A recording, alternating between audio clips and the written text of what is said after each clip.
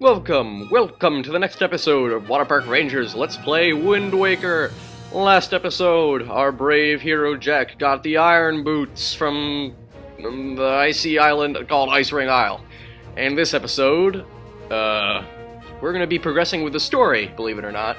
There's going to be some story things happening this episode. I know, this is like a big special feature for you guys.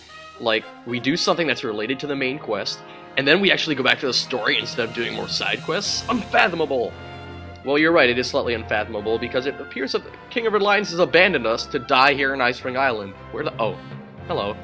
Anyway, it is actually unfathomable because, truth be told, we are going to stop and do a side quest on the way. You thought that we were just gonna do story-related things. I tricked you. Anyway, we're gonna be warping to Windfall Island from here. Like so. I love the Ballad of Gale, it's great. However, I'm not sure if this is just my copy, but I feel like sometimes it plays, slightly quieter. Like, it becomes more quiet sometimes when you're conducting the Ballad of Gales on the Wind Waker. Only when you're setting it up, though. Not when Link actually executes it. Very strange.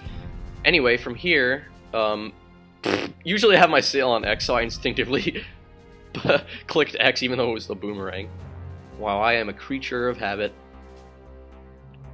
Oh man, the gate looks so lovely with all those town flowers on the top.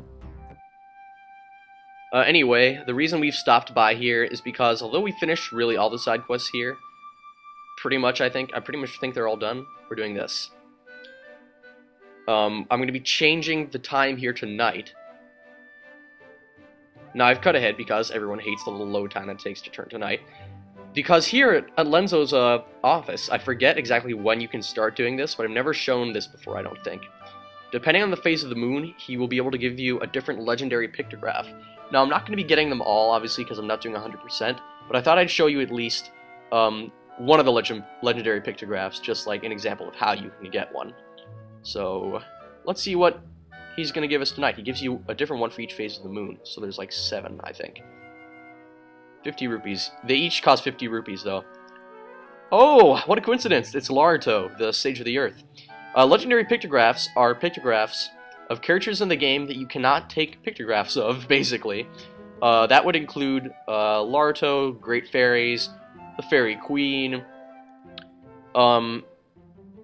and some others, like Jaboon, for instance, who you can't take a picture of because you can never see him again after he gives you the pearl.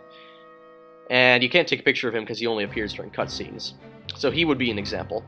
Now, people might sometimes think that you can't take pictures of Valoo. No, that's not true. Just go to the top of the Dragon Roost Cavern dungeon, and just like you saw him throwing his temper tantrum up there, you can visit him anytime and take a pictograph of him, really. Okay, we're going to be sailing north from here. Sailing northbound. Okay, we've sailed northbound, like I mentioned earlier. And we've arrived here at Gale Island, which I'd cut ahead to, as you can clearly see. And we've actually never visited this quadrant, I don't think. Nope, never have. But the edges of the map are slowly being filled in. Well, not really, the edges are still pretty much blank. I just felt like saying that because it's a line for Pirates of the Caribbean. But Gale Island is important to the main quest. It's basically the north equivalent of Headstone Island to the south. And hint, there's something pretty important hidden here. And you can see that the winds here are very furious. That's why they call it Gale Island, because the gale's like a very strong gust of wind. And we can't just walk through it. In addition, if you try and throw bombs through it, it'll actually blow the bombs back through the air. Now, don't fly your seagull into the vent, otherwise it'll get hurt like that. There is stuff to get on this island with the seagull, so I'm going to speed up through it, because you already saw me do something like that earlier. Just some rupees. So I'll just show you what you can get with the rupees.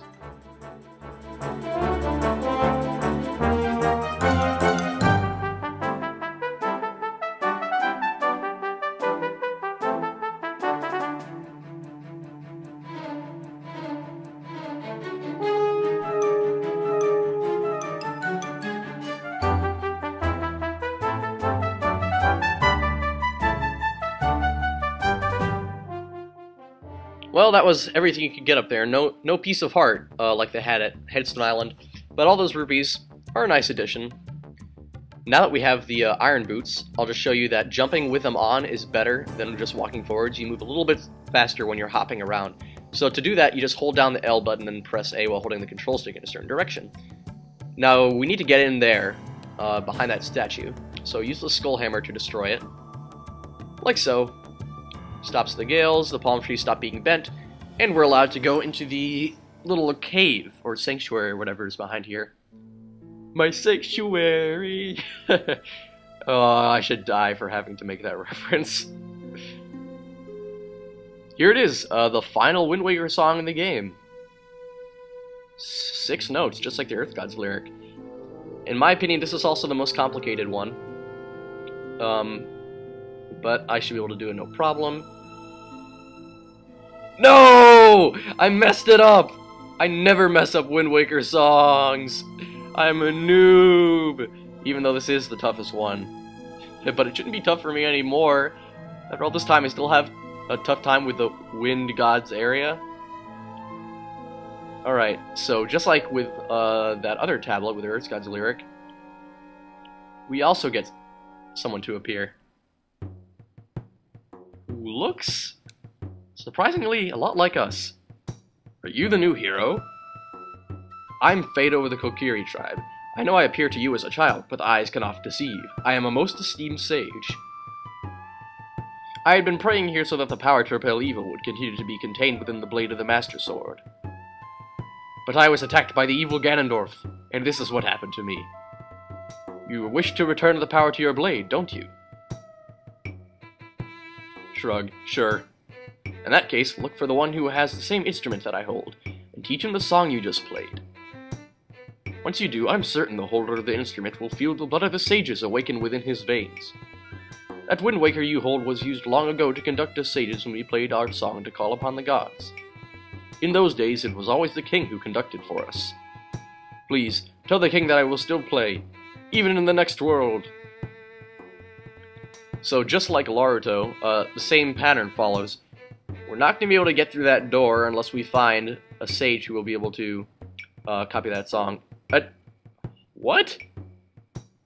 Wow, no matter where you press A in this room, you pretty much check the tablet even if you're not facing it. It's just that powerful. So now we need to find the successor sage. Just like Medley was the sage who succeeded Laruto, we gotta find the one who will succeed Fado. Succeed, not succeed. Those are two different things. So we gotta find the next generation of sages. We're gonna head in this direction for now. The reason why is just because there are things that we can get done in the area, might as well get them done now.